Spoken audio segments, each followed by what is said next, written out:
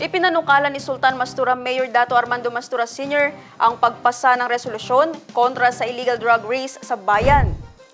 Inilatag ito ng alkalde sa ginanap na first semestral meeting ng Municipal Peace and Order Council ng lokal na pamahalaan ngayong araw. Well, hindi naman gaanong malaki problema yan dahil sa hindi naman ginagawa frequently or regular.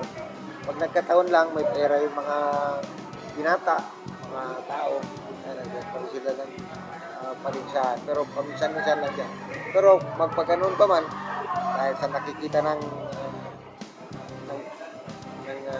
lahat na very hazardous yan. Kasi sa National Highway ginagawa.